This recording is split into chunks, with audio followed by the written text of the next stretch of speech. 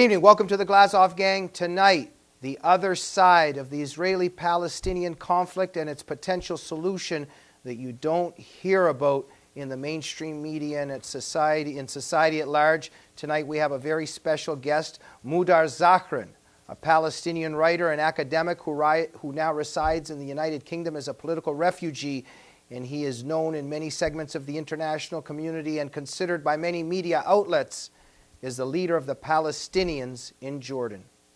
Mudar, what an honor and privilege to have you as a new gangster on the Glazoff Gang. That's an honor. Thank you very much for having me, sir. Okay, thank you. Mudar, tell me, before we begin, so our viewers just can know a little bit about you, explain your attire to us and who you are. I am a Palestinian Jordanian, not that there is any difference really between the two. And I come from a heritage of politics and connectivity in the country that my family has always been inclined to. And I've been working for basic civil rights for Jordanians in general and Palestinians in Jordan. And that has ended up with me being sent into exile by the king, indirectly maybe, but definitely by him. And we've been working on, honestly, a peaceful change in Jordan for quite some time now. I've been in exile for 3 years in the UK. And still connected to my people back on the ground. And we try to move forward. The thing is, I am very honest with myself about Israel and the connection to Israel. And luckily, I've been having very positive feedback and acceptance from the people in Jordan from all backgrounds. Okay, so just let me simplify this a little bit with some perhaps simplistic phrases or questions, just so our viewers get this. You are Muslim and you are also a Palestinian, correct? I am an Orthodox practicing Muslim, and I am a Palestinian. My parents were refugees from Jerusalem and Judea and Samaria. Okay. Do you hate Israel and want to see Israel extinguished? I actually admire Israel, and I would be very concerned if Israel ceases to exist, because the more Israel gets into trouble, we the Palestinians get into more trouble. And whether we like it or not, the more Israel thrives, the more we do well, the better we do. I was in Jerusalem just a few weeks ago, and I saw how my relatives and family members are working in driving taxis, thriving on Israeli tourism and Jewish tourism and Christian tourism to Israel. And actually, put it in this way. I am a Jordanian first and foremost, but I would say as a Palestinian, that the only country that has actually treated us normally, treated us as human beings, was Israel. If Israel gets into trouble, that would be sad to see Syria, Assad's regime, bombing Palestinian refugee camps with MiG-29s, while the media is reporting about car accidents in Jerusalem that involved a Palestinian and a Jew. Okay, Mudar, what is the percentage in Jordan of Palestinians in terms of the population? Okay, I can't speak about my former job, but I was a very senior local staff member for the U.S. Embassy in Amman until 3 years ago. Okay. And according to, just because this came out in WikiLeaks, the 35% of Palestinians in Jordan, there are 2 million Palestinians in Jordan who are registered as refugees. Right. Only 35% of those make up to the total population of Palestinians, which, if you do the math, we have approximately 5.8 million Palestinians in Jordan, which would add up to 88%. Okay, now, so therefore, it makes sense that Jordan, if it was ruled by Palestinians and Palestinian interests, should become a Palestinian state and the home for Palestinians. I wouldn't say that. I am a Palestinian Jordanian. I love Jordan to remain Jordan. Okay. But facts remain facts. The facts is there was never anything called Jordan. There was never anything called Palestine. These are all bogus names that were created by colonial Britain in the old days. And then they have taken that land, called it the British Mandate for Palestine, which is again an artificial name. We are all Arabs, we're all mostly Muslims, we are Syrians, if you have to choose a category. And then they chose to split that country, okay, and actually there was a Balfour Declaration to give that entire British Mandate to Palestine, which included Jordan, to the Jews. The Jews decided then, in sake of peace, to give away 78%, which is now Jordan, to become an Arab state. So let me put it in this way: the only outsider alien aspect of Jordan is the royal family of 87 members. Right. If you remove those peacefully, it means that for the first time, we're going to have a state. But allow me to say something, Jamie. Allow me to just take an extra minute. But wait one second. If you have a state, let's say the rulers go, Palestinians have a state, that solves, on some levels, the Israeli-Palestinian conflict. Yes, if and only if the River Jordan becomes the natural boundary line borders between both countries. I mean, this whole peace process, this whole so-called peace process, with all due respect to will intentions of the United States and others, is a rat race that's going nowhere, and it's producing more dead bodies on both sides. The agreement which the Arabs have agreed to in 1917 was clear, of that Jordan, what Jordan is and what the Jewish state is. Let's just follow international law in that aspect. Okay, what is your solution for the Israeli-Palestinian conflict? That's not an easy question, but my solution is it's going to fulfill itself very soon. Let's listen to this. I hate to use this language, but the King of Jordan, thanks to his publicity machine, has a lot of cheerleaders in the United States. The King of Jordan, okay, he himself admitted to Senator Lindsey Graham that he would possibly cease to be in power within a year from now. This was, I think, last April. And he said the same thing to General Dempsey, and he said the same thing to Jeffrey Goldberg of The Atlantic, that he has considered stepping down. And my sources inside the palace telling me that he is really considering it. So, if we don't have the king within some period of time, we will most likely have the majority in Jordan electing democratically a president. That president, even though I don't make the distinction between us and our so-called East Banker brothers, that president most likely will be a Palestinian. So let's look at it. We have a Palestinian majority in a country where there is a Palestinian president. If it looks like a duck, it definitely might be a duck. Okay, Mudar, 1 second. In some ways, there could be the quote-unquote Arab Spring, the domino effect here finally reaching Jordan. But we know that the Arab Spring was the Islamist winter. In other words, the Muslim Brotherhood, Islamists taking over, the tragedy of Obama supporting people like Morsi and these Islamists instead of people like you. What is the chance that the Muslim Brotherhood and Islamists will capture power instead of people like you? The Muslim Brotherhood in Jordan are very different from the Muslim Brotherhood in Egypt.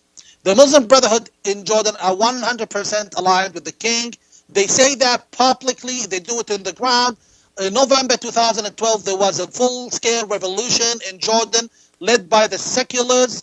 The Muslim Brotherhood physically stood against it, hit, and sometimes are rumored to even have, assaulted and killed protesters against the king. They were always coming out saying the king he is aligned with the Islamists 100%. Nonetheless, when the king falls, there was a recent report by CNN, CNN Arabic, about the Muslim Brotherhood losing its influence in Jordan. Nonetheless, when the king falls, the only people with the money, the only people with the support, and the only people the U.S. intelligence establishment is willing to sit and talk to are the Islamists.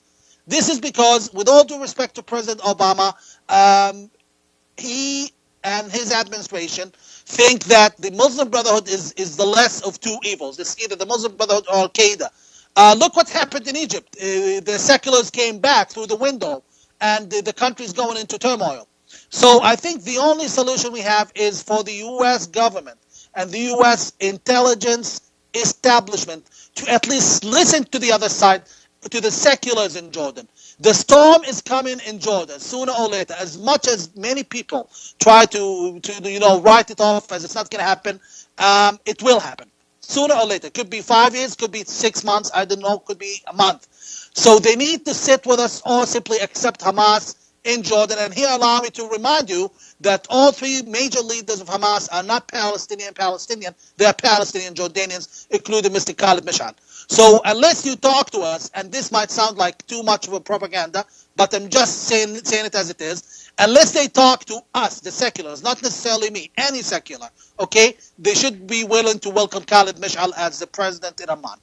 But what do you think, why is Obama and leading America supporting Islamists rather than the seculars who are against Islamic law and Sharia, and they're against the terrorism in many degrees? What's going on with Obama? I have to be honest. This whole line started in 2004. The Washington Post, whether you like it or not, Jamie, they have confirmed that the U.S. intelligence establishment has been considering that dealing with the Muslim Brotherhood is much better than dealing with Al-Qaeda, and therefore there has been a process. But what I can see, that there is a retraction. There are lessons learned. Unfortunately, I think if I have to guess, the president now and his administration know that it was a very bad choice. But the U.S. administration and the U.S. government is like a big ship or a big airplane. To switch the government policy, it might take a decade, and by then the whole Middle East, along with Israel's borders, might be burning with Al-Qaeda. So unless they act quick, unless people in the Congress start popping the questions, we're in for disaster. And here I can assure you, sir, that I have been, despite the fact that I'm all over the Arab media, despite the fact that I'm the most spoken King's opposition, I have been purposely ignored by the American media, purposely ignored by all of the heavy hitters of the American media completely. Why? And on top of that, why are they ignoring you? Because honestly, I think it's either ignorance or possibly even more than that, an intention to ignore the seculars and just deal with the Islamists. I have not been able to get any breakthrough within the U.S. Congress. And I'm just curious, why wouldn't anyone just listen to us, the seculars? We have the evidence that we have the influence. We have been able to move people on the ground, stop them on the ground. For example, stop them from attacking and protesting against the Israeli embassy in Amman. And again, we're not seeing any feedback. We are being thrown under the bus. Right. We are popular, but broke and completely ignored by the international community. And I'm not optimistic about what's to come unless a major change happens. But Mudar, in terms of the radical left and in terms of Islamists and how much they hate Israel, your narrative threatens them. They don't like that because, am I correct, overall you're saying that the real Palestine is not in Israel but in Jordan? I am saying that the so-called peace process of Oslo is the mother of all sins. It has caused my people incredible suffering. We want human rights and civil rights, not necessarily nationality rights for the Palestinians in Israel.